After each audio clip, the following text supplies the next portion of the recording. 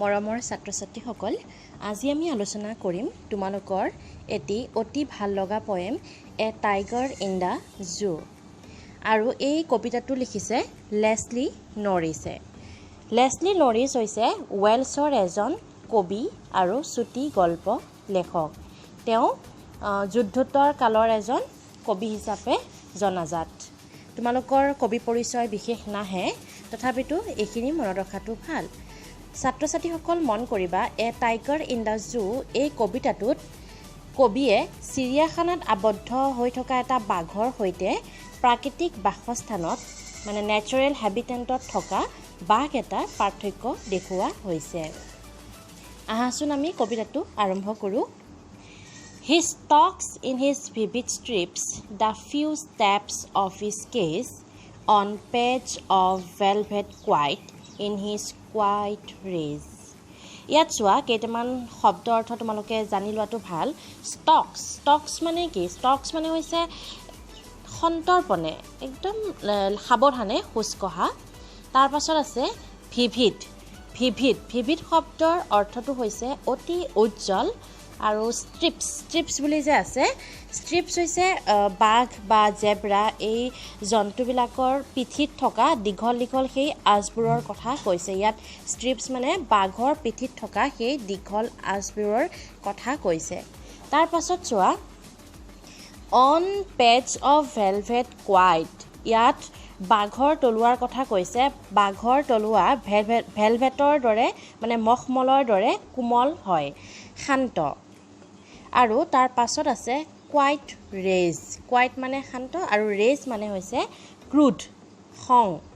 গতিকে এই পেৰেগ্ৰাফ মানে এই ষ্টানজাটোৰ আমি অৰ্থটো জানিলে এনেকুৱা হ'ব, তাৰ স্পষ্ট পতি থকা বা আঁচ থকা সেই দেহটোৰে বুকু ফিন্দাই তাৰ কেইখোজমানৰ পিঞ্জৰাটোত the few steps of his cage মানে কি? পিঞ্জৰাটো সৰু, বাঘটোৰ কেইখোজমানহে হয়। গতিকে তাৰ কেইখোজমানৰ সেই পিঞ্জৰাটোত on page of velvet quiet, তাৰ ভেলভেটৰ দৰে সেই শান্ত মানে মখমলৰ দৰে সেই কোমল তলুৱাৰে সি খোজ কাঢ়িছে ইন হিজ কোৱাইট ৰেচ, তাৰ প্ৰচন্ন ক্ৰোধত সি ইফালে সিফালে ঘূৰি আছে। বুজি পাইছা নিশ্চয়? তাৰ পাছৰ ষ্টাণ্ডাৰটো চোৱা, he should be lurking in shadow sliding through long grass near the water hole where plum deer pass. ইয়াত থকা কেইটামান শব্দৰ তোমালোকে অৰ্থ জনাটো দৰকাৰ। ইয়াত চোৱা লাৰ্কিং মানে হৈছে আক্ৰমণ কৰিবলৈ জীৱ জন্তুৱে যে গোপনে ৰৈ থাকে সেইটোৰ কথা কৈছে। আৰু শ্বেডো মানে কি? ছাঁ বা ছায়া। তাৰ পাছত চোৱা শ্লাইডিং হৈছে কোনো শব্দ নকৰাকৈ লাহে যোৱা, লাহে আগবঢ়া। আৰু লং গ্ৰাছ ইয়াত দীঘল ঘাঁহৰ কথা বুজাইছে। নিয়েৰ দ্য ৱাটাৰ হোল মানে কি? ইয়াত অৰণ্যৰ মাজত থকা জুৰি, জান বা তেনেকুৱা হ্ৰদৰ কথা বুজাইছে, য'ত অৰণ্যৰ জীৱ জন্তুৱে আহি পানী খাবলৈ আহে। তাৰ পাছত চোৱা where plump deer pass. Plump মানে কি? লুডুকা আৰু ডিয়েৰ মানে কি? হৰিণা। ইয়াত নুডুকা হৰিণাৰ কথা কৈছে। অ'কে, এতিয়া আমি ইয়াৰ অসমীয়া অৰ্থটো চাওঁ আহা। He should be lurking in shadow sliding through long grass near the water hole where plump deer pass. অৰ্থাৎ সি পানীৰ খালৰ বা পানীৰ হ্ৰদৰ ওচৰত সি যি ফালেৰে নিপুতল অৰ্থাৎ লুডুৰ যি হৰিণবিলাক পাৰ হৈ যায় তেনে ছাঁ থকা ঠাইত চুপ লৈ বহি থাকিব লাগিছিল আৰু দীঘল ঘাঁহৰ মাজেৰে বগুৱাই আগবাঢ়িব লাগিছিল।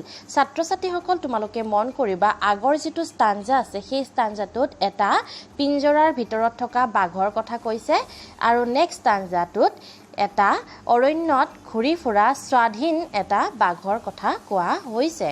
স্বাধীন বাঘ এটাই কি কৰিব কৈছে যে he should be lurking in shadow, সি শ্বেডো অৰ্থাৎ ছায়াত সি আক্ৰমণ কৰিবলৈ অৰ্থাৎ গোপনে সি ৰৈ থাকিব লাগিছিল। শ্লাইডিং থ্ৰু লং গ্ৰাছ,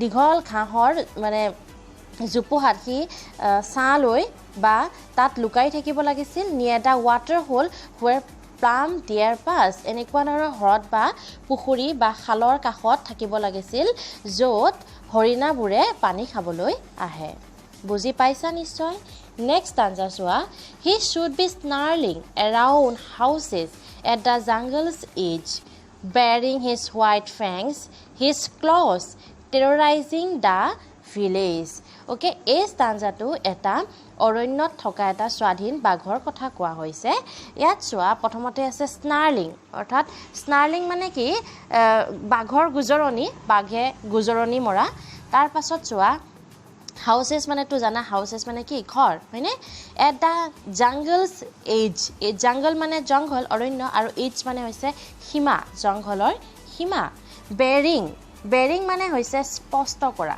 দেখা হোৱাইট ফেংস হোৱাইট মানে বগা আৰু ফেংস কিহৰ কথা কৈছে বাঘৰ যে আগদাঁত দুটা বগা সেই দুটাৰ কথা কৈছে আৰু হিজ ক্লজ মানে হৈছে হাতুৰা ওকে আৰু টেৰৰাইজিং দা ভিলেজ টেৰৰাইজিং মানে কি মানুহৰ মনত ভয়ৰ সৃষ্টি কৰা অৰ্থাৎ গাঁৱৰ মানুহবোৰৰ মনত ভয়ৰ সৃষ্টি কৰাৰ কথা কৈছে গতিকে আমি এই stanzaটোৰ আমি অৰ্থ এনেকুৱা হ'ব he should be snarling around houses at the jungle's edge bearing his white fangs his claws terrorizing the village অৰ্থাৎ হি জংঘলৰ দাঁতিত at the jungle's edge মানে জংঘলৰ দাঁতিত ঘৰবোৰৰ চাৰিওফালে গুজৰি ফুৰিব লাগিছিল আৰু তাৰ বগা bearing his white fangs তাৰ বগা দীঘল জোঙা দাঁতসমূহ আৰু his claws মানে কি হাতুৰা তাৰ হাতুৰাবোৰে terrorizing the village গাঁওখনক আতংকিত কৰি থাকিব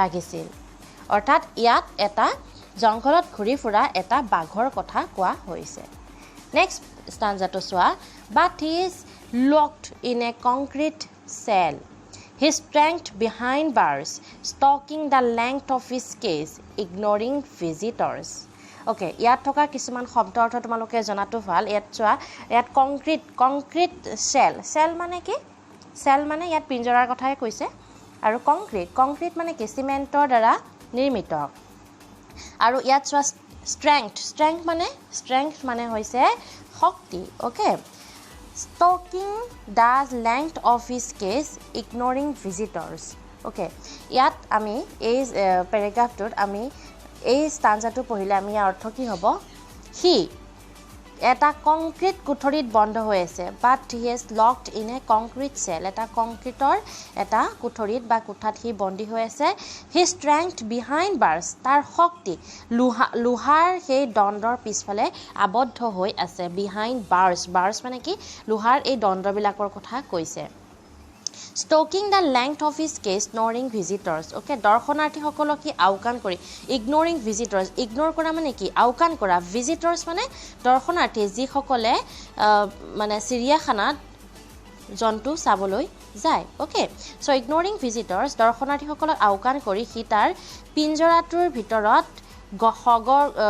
গৌৰৱে হি খুজকাঢ়ি ফুৰিছে stalking the length of his cage okay হি তাৰ পিঞ্জৰাটোৰ সেইখিনি দৈৰ্ঘ্যৰ ভিতৰতে হি খুজকাঢ়ি ফুৰিছে বুজি পাইছা নিশ্চয় নেক্সট stanzaটো চোৱা আজি এটো last stanza he hears the last voice at night the patrolling cars and stares with his brilliant eyes at the brilliant stars okay here মানে কি শুনা okay last voice মানে কি শব্দ শেষৰ শব্দটো at night মানে কি ৰাতি the patrolling cars okay patrolling car মানে কি যিবোৰ গাড়ী অৰ্থাৎ যিসকলে কি কৰে নিয়মিতভাৱে চৌদিশে ঘূৰি সুৰক্ষা প্ৰদান কৰে এতিয়া জু বা তেনেকুৱা ধৰণৰ ঠাইত কি কৰা হয় পেট্ৰলিং কৰা হয় অৰ্থাৎ গাড়ীত উঠি মানে তাৰ মানুহবোৰে কি কৰে নিয়মিতভাৱে চৌদিশে কি কৰে ঘূৰি ৰক্ষণাবেক্ষণ দিয়া বা কিবা মানে হৈ আছে নেকি জন্তুবোৰৰ সেইবোৰ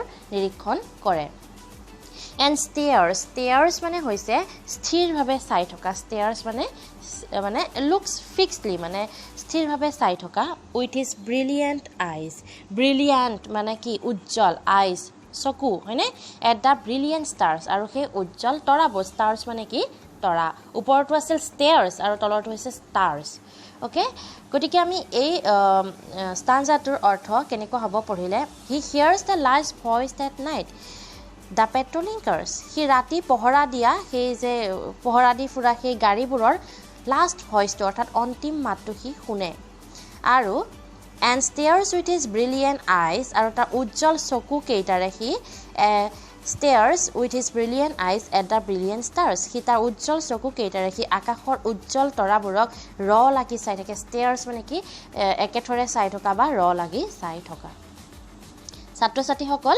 তোমালোকে বুজি পাইছা নিশ্চয় ভিডিঅ'টো ভালদৰে শুনিবা তেতিয়া তোমালোকে বুজি পাবা আজিলৈ এইখিনিতে এৰিছোঁ থেংক ইউ